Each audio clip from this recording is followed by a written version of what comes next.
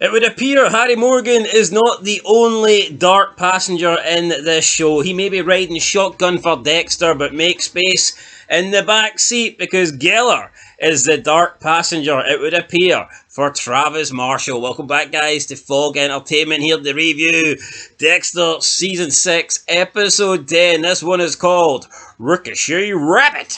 And yeah, lots of bouncing around, but there'll be no bouncing for Geller because he's been stuck in a freezer for 3 years. All these things he was getting blamed for, all the crimes, all the sins he was committing, all the murders, all the Doomsday stages. Turns out it wasn't even him. He was just locked up and it was Travis doing all this shit. And Dexter got played like a fool. I don't know if he got played like a rabbit, more like a fucking donkey. An ass. Because that is what Travis made of Dexter. What's your thoughts on this reveal? I know you talked a little bit about it in episode 9, but I thought it was good. You didn't see it coming. Dexter certainly didn't see it coming. But you know what? It makes sense. The more I look back, Geller didn't see it coming. No one's seen Geller, and also that whole episode was focusing on, Geller's his dark passenger. Yeah, but you know the thing, like, once you see it, it's like, oh, I see, there was signs, but you don't think until the actual reveal, though, it's...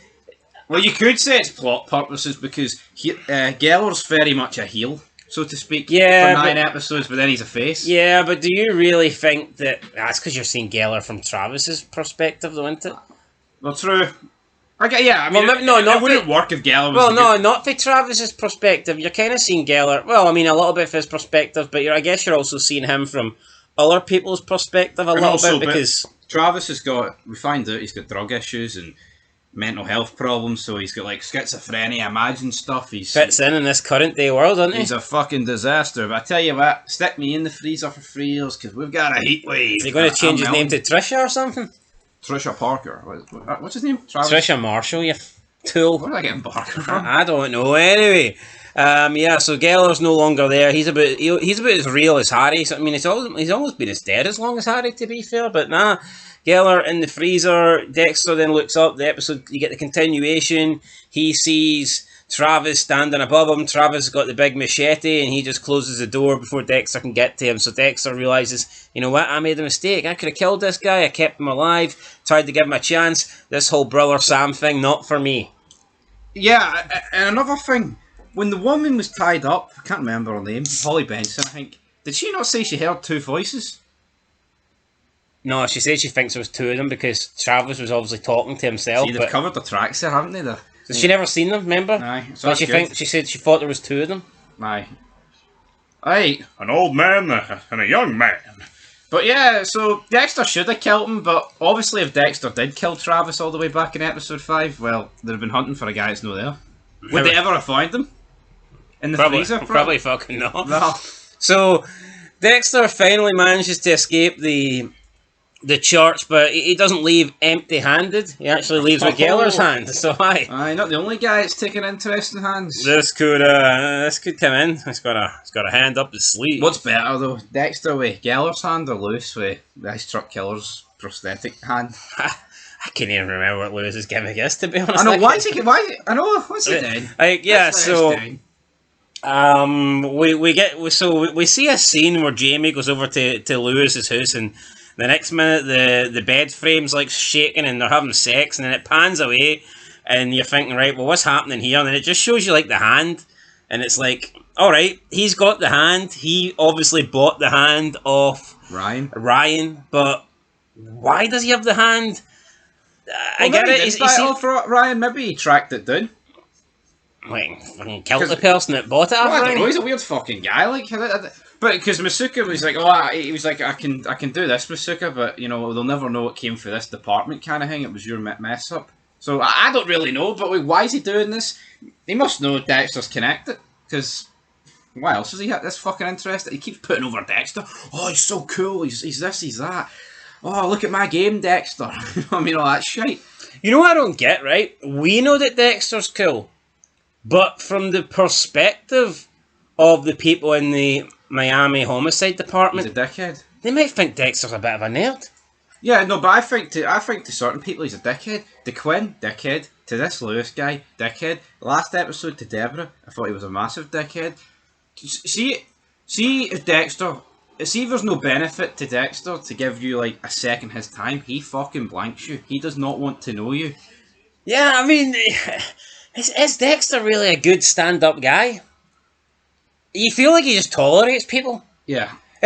Even the likable, even like a Batista, who's likable. I don't know if Dexter likes Batista. I think the difference is with Batista and Masuka is he's known them for like decades. He's built a rapport with them. I feel like when people just get he's got fuck all to Mike Anderson. It's Dexter and Mike Anderson even spoke. Although I think, well, I mean, they had a couple of I think conversations. Mike Anderson, I don't know what the correct word is, like, but he appreciates Dexter's work, but he doesn't mark out about it. No, unlike he doesn't mark out about it. No, unlike this guy here, Lewis. So, yeah, Dexter. Then, like I said, he escapes. Geller, well, not Geller. Travis gets 2 new accomplices. He puts out some messages on the blog, Geller's blog.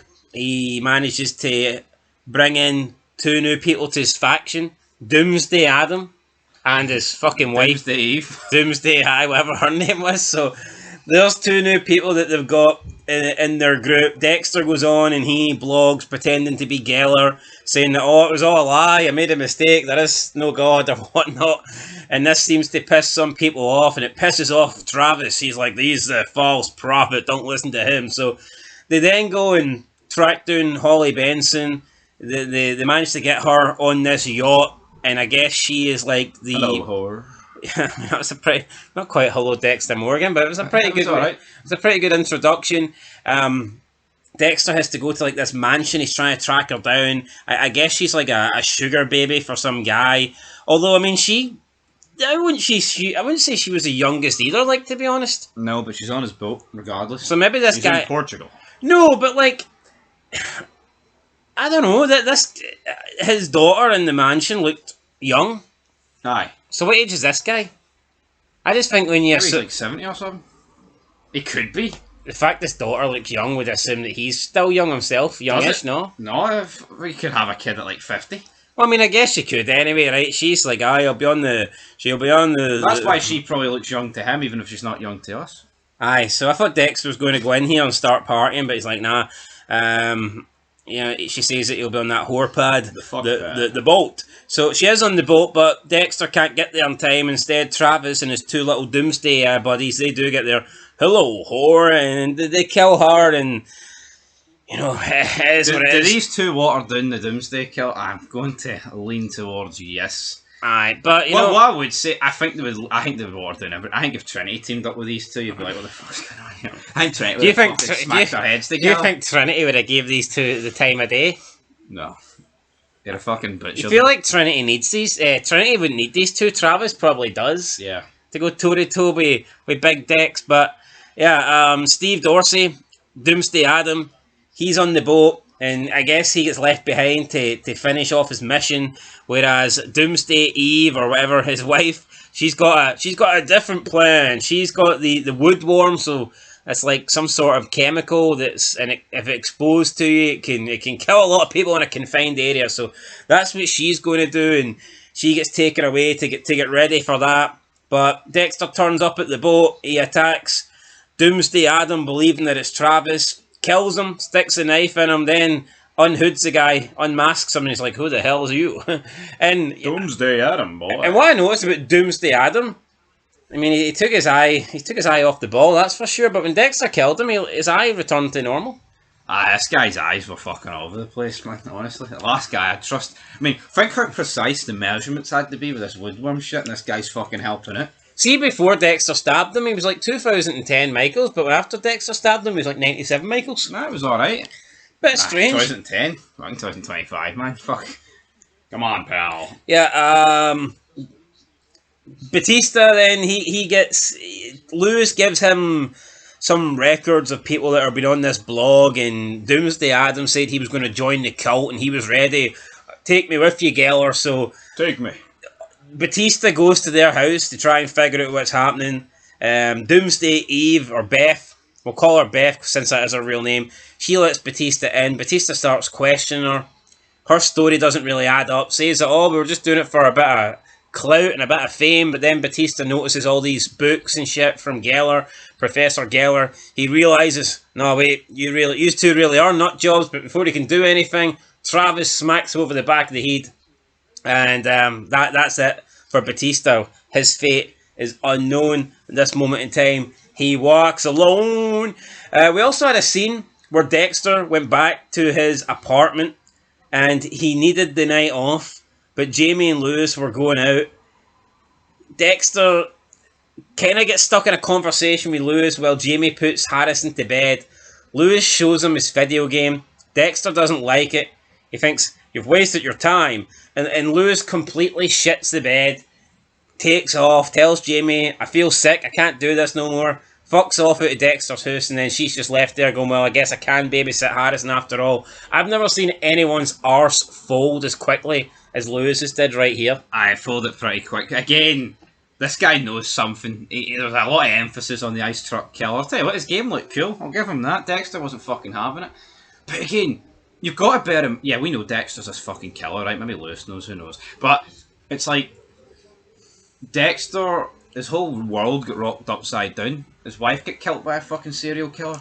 Is really like bragging and showing this game to him the best fucking idea to the like the naked eye. Probably not. Yeah, no, if you knew the truth about Dexter, you'd be like, well, he's not going to care. He thinks this is great. Right, this is some good shit. But he played the game. It's the fact these two are like, we're going out on a date, and Dexter's like, oh, but can you postpone it to another night? What about that night? I know, and he's like really adamant here. Can you sure you can't? No, but it's like, take the fucking hint, Dex. If Jamie turns out and says, Dexter, I look after this kid more than you do. I know I'm a babysitter, but you're never fucking here. What can he say? He has no fucking leg to stand on. Dokes would have been loving a conversation with Jamie. Dexter's never really around. I don't know where he takes off to every night. He's like, what? Surprise, motherfucker. But, yeah. Pen and pad it. No, but have you noticed, like, he always seems to get these babysitters, and do they not really have conversation? Does Jamie never say to Batista, you know what, I like Dexter and I got on with Harrison and it gets me extra money and it's good for me, but you know what, I think I'm looking after him a little bit too much. Dexter's never there. Then Batista's like, what do you mean Dexter's never there? It's every fucking night. Every fucking night he's away. Yeah, and then on the boat, Dexter finds the remains of Holly Benson. She's been cut up and stabbed and killed. Harry advises him to call the police, especially when he sees the wood worm. And Dexter wants to fix the problem himself, but decides, you know what, I'll give this one to the police because I think he feels that maybe something could go drastically wrong. So yeah, Dexter then makes a unanimous tip, as Wayne would say. He doesn't really... But see, how do unanimous tips work, right? Because, like, surely if they played this back, it's like, well, hold on, that's Dexter. Like, if Debra listened to this, would they not be like, well, that's Dexter? Normally he does put a wee bit of a voice on, like, but he didn't here. It's Kyle Butler. It's Kyle Butler, motherfuckers. Anyway, rating time, thoughts? I liked it. But I'll give it a 7. I thought it was alright. Yeah, Do you not think the introduction of these two people cheapened the show? Didn't do much for me, like. No, they cheapened the show because they're not good actors, right? They're like two fucking retards, let's call a spade, and it's like, when these two get introduced, it's like, am I supposed to believe that these two are going to bring down Miami PD, Dexter, etc.? Not a fucking chance, come on. At least with Travis by himself. Like, I think it's like Travis associating himself with these two. What does him do? It's like you pointed out. Trinity wouldn't wipe his shite with these two. Also, just before we finish, Deb gets a call from Matthews. He wants to go out on a dinner. Obviously, he wants to talk about the fact that Deb now knows that he was the one in the room with the call girl. What's your thoughts on Big Matthews? Thomas Matthews? Well, he's the one in the fucking wrong here. I'll tell you what, he's the one in the wrong. And he should never have went to fucking LaGuardia about it. Never in a million years.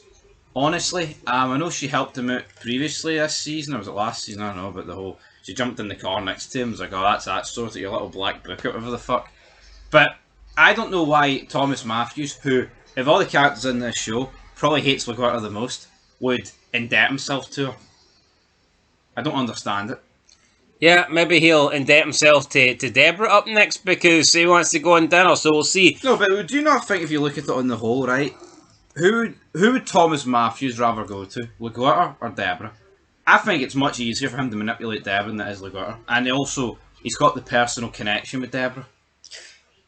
Yeah, no. I know Debra's straight. She's a straight shooter by the book, and LaGuerta does stuff, but I think this was always destined for LaGuerta to fucking double cross him. Yeah, I get what you're saying. I mean, it just doesn't make sense because for me, if Matthews goes to LaGuerta, then she needs to go through Deb, and it's like kind of second hand. You're doing Debra anyway. Yeah, for me, it would have just been better for Matthews if he cut out LaGuerta as the middle person and just went straight to Deb. Yeah. But then again, maybe he felt like if he goes to LaGuerta, then it doesn't get out, and that he can owe LaGuerta one. Aye. But anyway, we'll get to more on that later. But then again, who knows? Harry wasn't the cleanest of cops, maybe. Maybe. The apple doesn't fall far from the tree. Dirtiest tool in the shed. Oh, that's the one, eh? Anyway, guys, I'm going to give it a 7 out of 10 as well. I think maybe if we had better actors as the two Doomsday characters, I mean, we maybe would have gave an 8 here. Yeah, but it's a 7. They're two fucking doofuses. Steve and Beth Dorsey, not the greatest. Aye. Killers of all time. Definitely not. Anyway, guys, 7 out of 10. Batista's in safe hands. Till next time, peace.